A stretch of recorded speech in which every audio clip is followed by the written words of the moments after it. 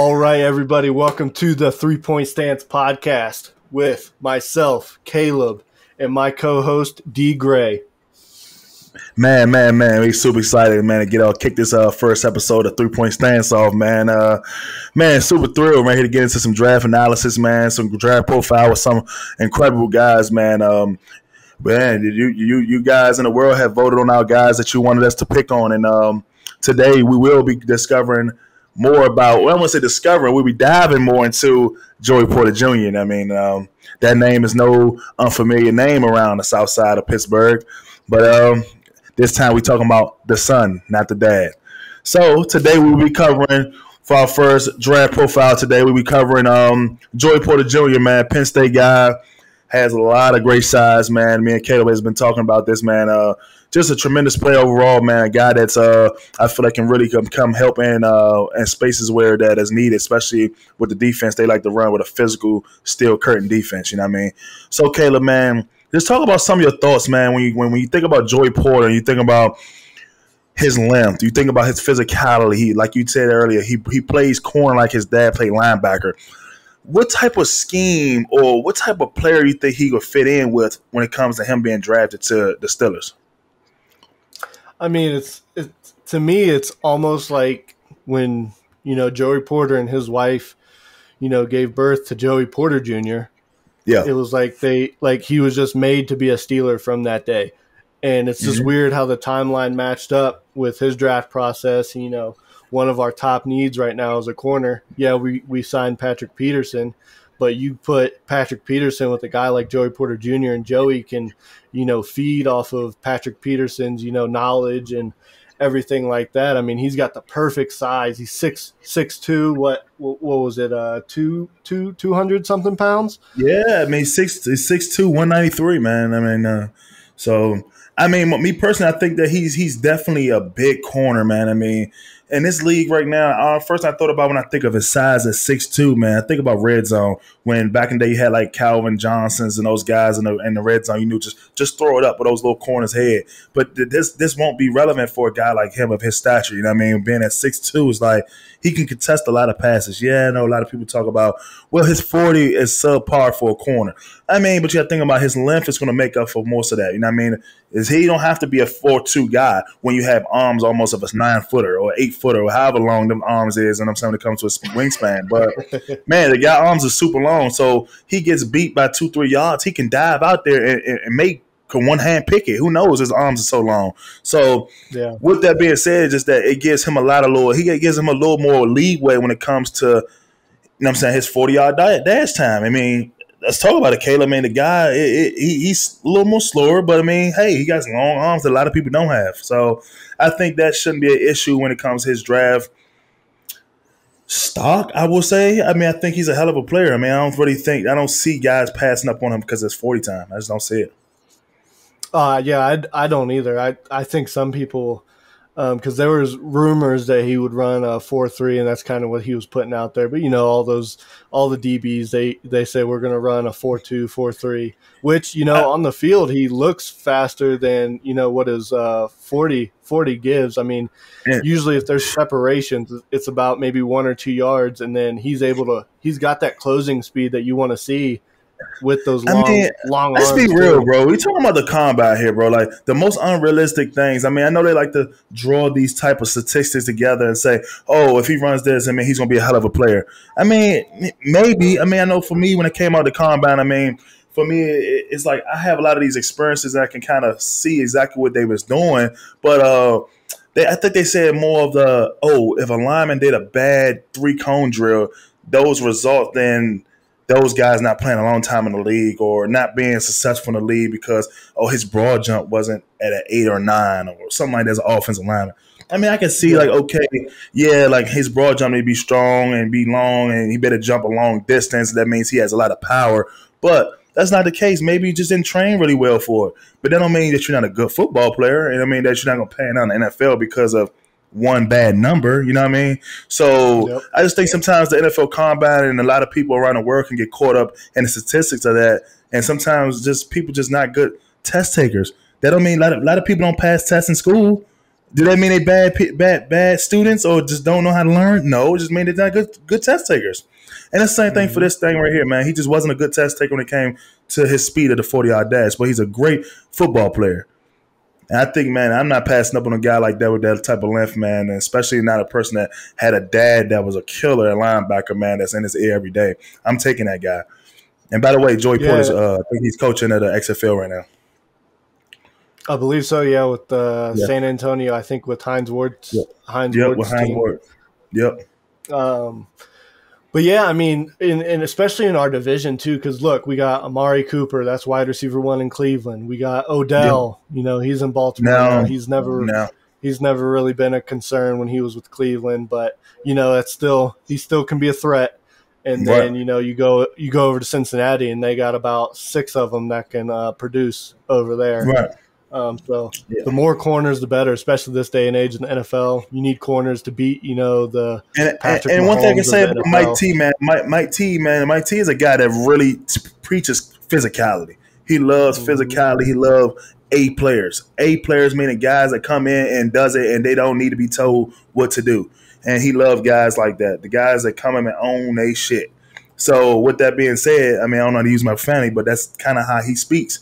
He wants people to own their stuff, you know what I mean? And Joey Porter coming in, man, I think if they choose him at 17th, if he make it to 17th, I think that he's gonna come right into a great scheme where he understands the culture of Pittsburgh. His dad, he watched his dad play in that type of defense for all those years with Palomalu and all those great players, and seeing the physical players they had, Ryan Clark knocking dudes out, you know what I mean? So he is not going to be no other mission for him to come in and do nothing but knock people out, because that's all he knows, you know what I mean? So if he does opposite, I'll be shocked.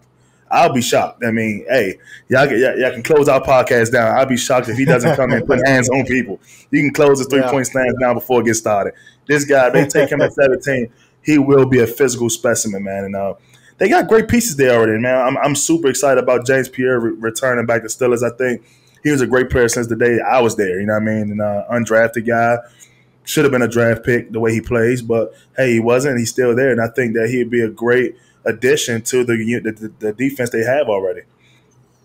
I mean, he's very that's as far as size wise, I don't quite know James Pierre's wingspan, but I mean size wise they're close in the same size. And I think Pierre's actually got the speed, but we're gonna segue back. Yeah, I don't think James Pierre about tall as Joey Porter Jr. Now Pierre might be about 5'11", 6 feet maybe, but Porter, man, that's a different type of cat right there. Now, and like I said, I'm super excited to see if he lands in Pittsburgh, because with his dad's background, man, it's just success is written all over his forehead. He has no other way. And knowing Mike T, man, he loves physical guys, man. I mean, I'm just thinking about some of the guys over the time I was there, man. Some of the physical guys. I mean, I think Steve Nelson was a pretty physical corner. At the time, he was pretty physical. He'd come up and make a couple plays. Let's think about Mike Hilton. He was a nickel, physical. Dog. You know what I mean? And think about the things he's done in Cincy. I mean, just a physical guy, man. I'm just like physicality is always preached around there, and I think that he's just a perfect fit for him. I don't see why that it'd be other reason why to not go with this guy with the 17th pick. Yeah, it's Joey Porter Jr. is a hot topic in Steeler Nation. It's a lot of people think he's overhyped, that they just want him because of the Joey Porter connection, or that he's in. And that might be the case, though. State. That might be the case. I mean, let's be real. It might be the case because of his dad. That would be cool to say Joey Porter and Joey Porter. Yeah, man, that's cool. But at the same time, you can't take away from the kid's playing ability. He can play. Mm-hmm. He's a ball hawk, as we spoke. As I watched some of his highlights, I mean, he's smothering some of these wide receivers. I mean, these guys are trying to get the ball on these little tight little catches, and he's all over it. I mean, it sometimes look kind of close to a pass interference. How bad he all over it. It's either a bad route or a bad pass. One of them. So. Yeah, and then you kind of talk about that. You kind of talk about that ball hawk in him, which I mean he had the low interception numbers, but that's where you talk about he's always there on those high. He's got the high pass breakup stats, which means he's always there. The interceptions are going to come. he's touching the ball. The interceptions will come, and I mean there's not much more to say about it because I mean he's on those receivers like glue, like we said. And if you look, some of his best games were against my school, Ohio State. And that's wide receiver you over there, and he's a dog against them. Yeah, I mean, hey, he definitely held his own against some of the best receivers in the country. You know what I mean? So it's literally, it's nothing bad I can really say about him. I could just say for him, for being a taller guy, my advice will be for him is to make sure he's definitely taking full advantage of any type of mobility exercise that's being provided right now before he gets to the league, because these receivers are very agile, they're very slippery, they're very athletic and break down and go just like that. And if he think this is going to be college where he's going to be able to hold and grab onto guys and play physical, yeah, another thing coming. Training camp will be living hell for him. So I think if I know him, like I think you're going to know him, a guy that really is connected about his craft, I think he will take mobility serious, knowing that his body type is just a little more blessed than others. He's 6'2", long wingspan. Hey, he had to own it. He had to own being stiff a little bit in the hips and playing a little high. Calls a couple DPIs because he might get beat, can't break down quick enough, got to get around him. Hey, it happens, but he has to get on top of that quick, because that's a lot of some of the knocks I see right now. He's very stiff in the hips. Hey, me too. Being a bigger guy, that happens. So I think that's the only thing that could be holding him down is just flexibility and mobility for him. Yeah. Yeah, and that's, I mean, like we went back to the physicality on it, and, you want a corner like that to, be head up with the Jamar Chase, because you just got to get in those receivers' heads. You're constantly just punching them in the mouth. They're gonna falter. They're gonna crumble in a game atmosphere 9 times out of 10. There's always those one of ones, and Jamar Chase is a very good receiver. Yeah, I'm intrigued to see exactly like how he is in tough adversity. I would love to see him in an adversity like setting to see how he responds, because he's definitely gonna get tested in Pittsburgh if he does get the opportunity to get drafted there. Lo and behold, because they definitely going to test him there. You know what I mean? They do a lot of situational ball there in Latrobe or wherever it is on the south side. So they going to bring out, cower in him if there is some in him. So my thing is, I was really intrigued to see how he responds to adversity, because if he responds really well, I mean, everybody knows this first time going to the league, rookie year, things like that going to happen. Things going to happen to you that you never seen before. But how well do he respond to those things he never seen before, to continue to be a pro, to continue to grow and be a guy they rely on this season? So with that said, with that being in mind, I mean, all I think about is a dad, man, being there in his ear every day to help him understand how he needs to grow as an NFL pro. And that's going to be the quickest thing for him to understand how to be a pro, because when you got this much hype around you, you don't have time to be a regular kid, a rookie kid, you know what I mean, that's coming in and want to have fun, because you got too much hype around the last name Porter right now, especially in Pittsburgh. So it comes with it, man. I mean, what's the slogan for much is given, much is expected? I mean, hey, he got a lot on his plate right now. So, I mean, I know he probably like, I don't want to go to Pittsburgh. It's too many people probably waiting on me there. I don't want to play bad. But, hey, you want these moments right here, because if you respond the right way, you'll be a superstar in Pittsburgh. You'll be a superstar. Yeah, and I mean, if you talk about like I'll kind of dive into his combine interviews a bit, and a lot of questions were asked, like, how would you feel if you were drafted by the Steelers and all this in Pittsburgh? And I mean, the man was glowing. And then the Raven, like somebody asked him, well, how would you feel if you got drafted by the Ravens? Just flat face. Yeah, he don't want it. He don't want it. I mean, he wants to be in the NFL, but he wants to be a Steeler. Yeah, that's 100%, man. That's 100%. I understand it, man, because definitely you want to continue to live that legacy on, man, that your dad is building. I think he's the perfect guy to continue that off, man. He plays like it and everything. So I think that he will be a great fit at 17.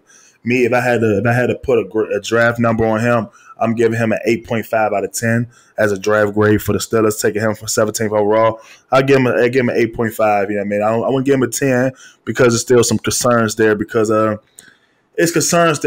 I'm playing a corner position, man, it's tough, man. It's almost like coming in playing O-line. It's tough because you're playing on the island. You know what I mean? You have to learn quick.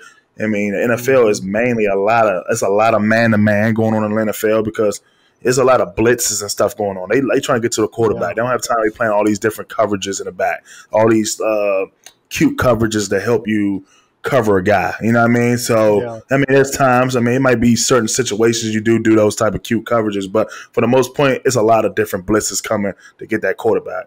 So, my thing is, he wanted to display a lot of great man-to-man. I mean, man-to-man press, being able to press and those type of things. So, man, I'm just excited to see how this goes. So I'll give him an 8.5, man. If I had to give my draft grade, give him an 8.5. Solid player, though. Yeah, I mean, you kind of talked about it, like he'll have to prove his worth in, training camp, if, we are to draft him. And, I mean, he's going to get plenty of work. Deontay Johnson, top 5 route runner in the NFL, in my opinion. And then you got the freak over there, your day one, George Pickens. George Pickens, baby. Like, he'll get plenty of I would love to see him lined up with George Pickens, boy. You know who I'm taking in that battle. Yeah. You know who I'm taking in that battle. Nice. Man, Pickens going to make him look something crazy. No, I'm just joking, Joey. No, that's all love, it's all competition, man. We really hope you do come to Pittsburgh, man, because, man, y'all iron going to shop iron, and y'all boys going to have a great time on Sunday laughing at the opposing team when y'all both shut them down. You know what I mean? So, man, bro, so when you think about some of the NFL players that came before Joey Porter Jr., who do you see more of his game analyzed behind? 6. I have mine. I got mine. That's a good one. He's got size, 6'2". Steeler Nation gonna be stuck on this one. This gives the whole Steeler Nation something to think about. Because it's obviously Sauce is a better athlete, but as far as height wise, they're about the same. Man. If I had to answer that question, I'm going with Marlon Humphreys because of the simple fact that Marlon Humphreys is a physical player. He might not have the height as him. When I think about playing ability, I think about some of the resembles he shows, like all over defenders. Like defenders can't get the ball because he's like hands all over he's everywhere. He's punching at the ball. He's just so physical, and you just tell he loved the game. And I really have to go with Marlon Humphreys with this one, man, because. And I know that's a big one because Marlon Humphreys is definitely an all-pro corner or safety, whatever you want to play. He can play it all. And that's kind of a big thing to put on his cat right now that's coming out and haven't done anything yet. But me personally, I just see when I look at his highlights, I see Marlon Humphreys in his game. You know what I mean? Just a dog, man. Just a dog. He's one of those guys like a peasant. Just get off me, man. You all over my back. I can't get the ball. He's one of those type of guys. I mean, his play is not super pretty. He don't catch a lot of picks. You know, you see that he don't have a lot of picks, but he's just all over the ball. PBUs everywhere, just all over it. And I think that's a lot of Marlon Humphrey's game. I mean, he got a lot of picks too, but at the same time, he's just a peasant. He's all over your back. And don't be running loosely with the ball. You see what he did with the Juju. He'd punch that out in clutch time. So, that was Joey, watching this one, Joey. When you see this one, get good at that peanut punch. Yeah, I'm telling you, that'll get you paid, brother. So now that you said Marlon Humphrey, I'm kind of gonna throw it back a little bit. Back to the Joey Porter Senior days. I can see with the physicality portion of it. I would go with Ike Taylor. Okay, Ike Taylor, pretty good. Better. Ike has he had more speed. Height wise, I think Ike's around that 6'6" range, off the top of my head. And Ike Taylor was always on the ball. He was always guarding the number one receiver, and I think Joey Porter's got that potential to be that guy to, you could have him follow, which Pittsburgh doesn't traditionally do that anymore. But he has that kind of talent. And he's always there, and he's just that physicalness. Let me ask you this, Kaleb. So if we take Joey 17th overall, Joey gets the cap and things don't pan out, he's not the number 1 and 2 corner. Do you think he has a potential of being inside playing nickel? I'm throwing some good ones at you right now. I'm throwing some good ones. Yeah, I would like to see them. I would like to see him try it. Honestly, like why not see all over the field? I just throw it out there because I mean, you want that talent on the field, but what scares me is his size. Inside, we're dealing with Danny Amendola type of guys. I'm quick, speedy. You know what I mean? So my thing is, how quick is this change of direction when you talking about going inside like that? Man, because you're dealing with some speed and small guys, man. And it's like, and I know it's all about putting your best 11 on the field at the time. And my thing is, when it comes to that, and Joey is not your 1 and 2, will Joey be your best 11 on the field if you're in a nickel or dime set? So here's what I think will happen. Let's say we draft Joey Porter Jr. and we're in the nickel set. I see Patrick Peterson bumping into the nickel. I see Levi Wallace outside and Joey on the and Joey on the outside. And then obviously, James Pierre will probably be that, rotational outside guy like he normally has been. So you even have that, and he played pretty well last year compared to the year before when we were going to thrust him into the starting lineup. So I like that. Levi Wallace, JPJ, and Pat Pete in the nickel, and he's got that veteran experience where you can tell him you can tell him he's going to blitz, but he might see something. He's like, I'm not blitzing, and he's going to go get that interception. Yeah, definitely, man. They've definitely got a good replacement in Pat Pete, man. Pat Pete coming in and leading those young guys, man. With the departure of Joe Hayden, I mean, that was sad one to see leave, but yes, they replaced him with definitely another great veteran, man, that's going to come in there with the same type of swag and demeanor that's going to not only just help the team, but also just really hone in on that cornerback room, man, that help guys like Joey Porter Jr. that might be coming in on us with the 17th pick that can help this guy understand how to develop quickly, man, to make an impact instantly. And I think that with Joey Porter tools, man, I see no reason why he should come and make an impact quick physically, but mentally is the mental part is always the hardest part for guys transitioning for the league. I know it's a struggle for me. It's a struggle for a lot of guys coming in. You got to get the mental part, and I think that's going to be the most important part for a guy like him that has all the physical tools to make a key contributor into the games. But how does he make that mentally, though? That's up to him, and that's up to his efforts off the field to figure that out. But Pat P, I think he's going to do a great job of having those guys physically ready, though, fundamentally. Yeah, and then, another thing we didn't talk about was rookie cornerbacks or a young cornerback's best friend is an elite pass rush. Guess what we have in Pittsburgh? What's that? We got a TJ Watt. We got a Cam Hayward. We got Alex Highsmith. And a potential. Bud Dupree. And a potential. Buddy Dupree, baby. Yep. Man. And then we got Larry O back too. Do we have Tyson Alou coming back, or he's retiring? I believe he is a free agent. I believe he might be on the last year of his deal, but I still think because we just signed Brendan Fiocco. I think that's how you say his last name. Dude's a monster. So if they don't go and draft a defensive tackle in the draft that's starter capable right away, he'll do just fine. Just fine. Yeah. Hey, like I said, definitely, man, when you got a good front seven like that, or front eight, depending on what they want to put in the box, front six, or whatever the case may be, when you have those type of numbers, man, those type of impactful guys up there in the middle like that, it creates a lot of havoc for the O-line and the quarterbacks, and it helps out the DBs, man. So, man, Joey Porter could come into something that's really, really special about having that pressure on the quarterback to have those quarterbacks just throwing the ball up and giving you free interceptions, man. And hopefully, Joey, if you catch more than you did in college in the league, you owe that to your D-line. Just letting you know that, brother, quickly. Yeah. Man. And I know we're going to introduce something to the fans and stuff like that called our 3-point stance, man. Our show is called 3-point stance. And before we end off every show, we will give y'all a 3-point stance. But before we get to that, Caleb, do you have any more remarks about Joey? Yeah, I actually have a question for you. You've been asking me these questions. I'm gonna ask you a question. If there was one team you would be concerned about jumping in front of Pittsburgh to go get a Joey Porter Jr., what team would that be? Well, Pittsburgh is in the AFC North, so me personally, I just truly don't like the Browns. So I would just hate for the Browns or anyone in the AFC North to get them because there's always been some issues when we played against the Browns or Cincinnati.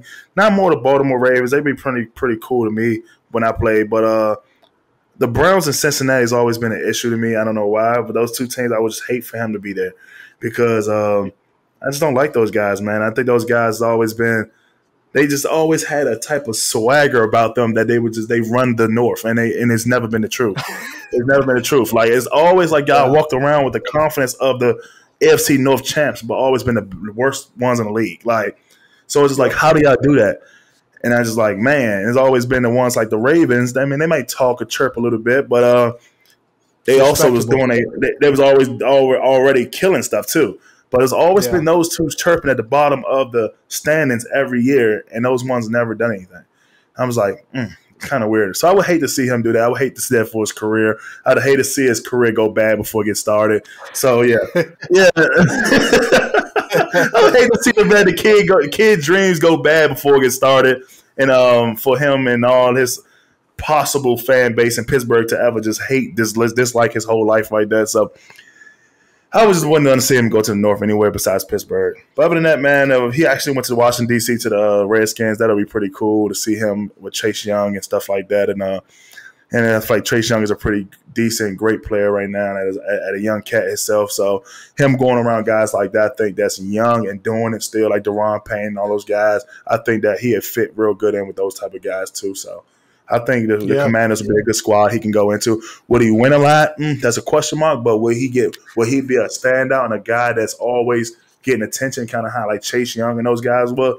Yes, I think he instantly come in and make an impact.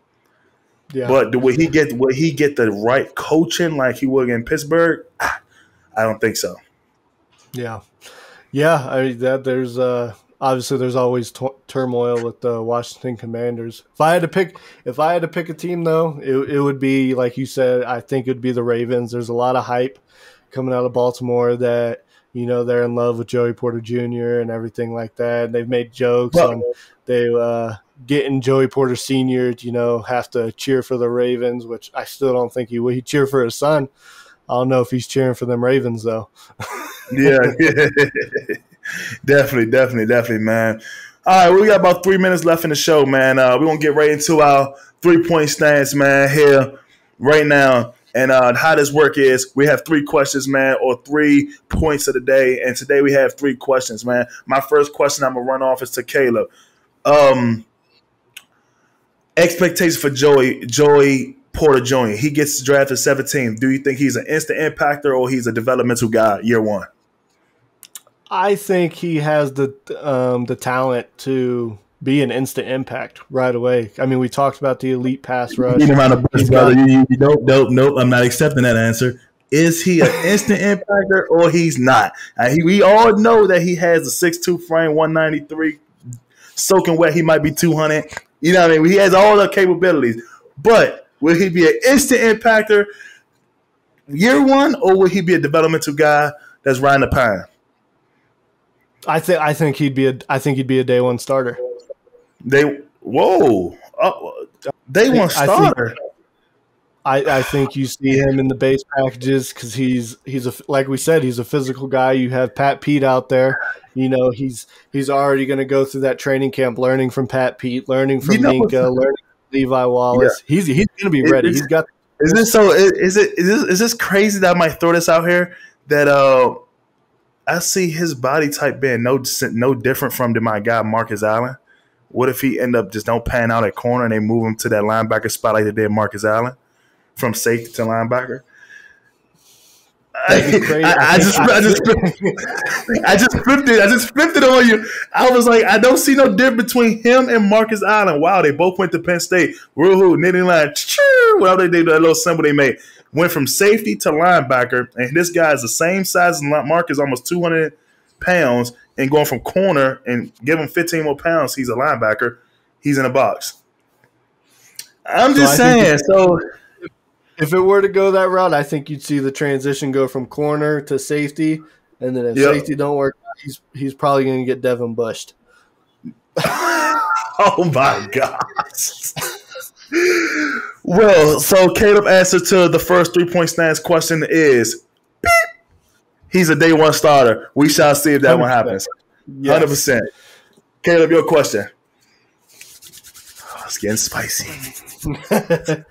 Why shouldn't they draft Joey Porter Jr.? Why shouldn't they?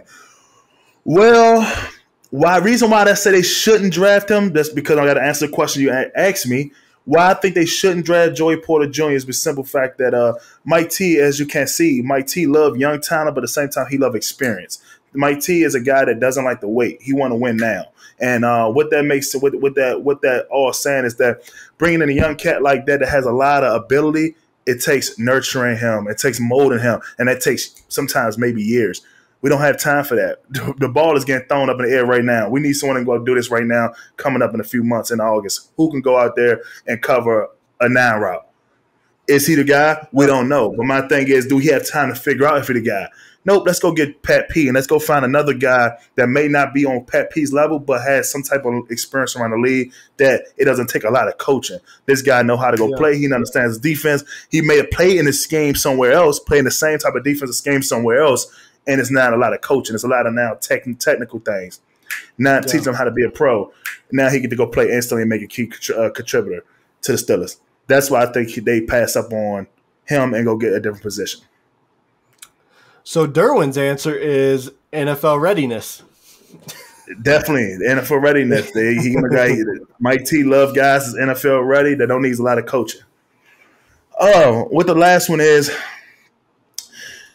this usually for our guests, but we're spinning this one off right now with ourselves. With the addition of Joey Porter, with the addition of Joey Porter, how can I put this? We take Joey Porter 7th team. How does that shape that cornerback room for a lot of guys like James Pierre? Does that bump them down, or do you think that just makes it more competition in the room? Do you think that when you get that guy, do like other guys in the room that may not be Pat P or Levi Wallace, do we have something to worry about when it comes to playing time? I think it just elevates the competition in the room. I mean, that's what you want. That's what Tomlin wants. He loves competition. Obviously, firsthand. Definitely that competition. It's gonna, and with Pat Pete in there, he's gonna elevate that competition level already, because all those guys are gonna look at Pat Pete like, man, I want to be you. I want to do what you did. Let's go get a Super Bowl and everything like that. And then you got those guys vying to be that. And then you got the young guy. You got the new young guy coming in. It's very similar to last year. We brought in Mitch Trubisky. We didn't think we were going to get Kenny Pickett at 20. We got him. That bred competition. I still think Kenny Pickett won that battle in the preseason. But oh my God, that's another topic. Man, here we go. We go. It breeds competition, and we love competition out here in Pittsburgh, and we want the best 11 out there on the field. And like I said earlier, I think he's a day one starter, and I think he helps bring the best out of that cornerback room. For sure. Well, man, that wraps it up for our segment, man. Our first segment with the 3-point stance, man, with your boy Dee Gray, the GOAT, Kaleb in the building. And, man, be sure, man, this going to be on Twitter. This going to be on all social platforms. Please subscribe on our YouTube page called 3-Point Stance.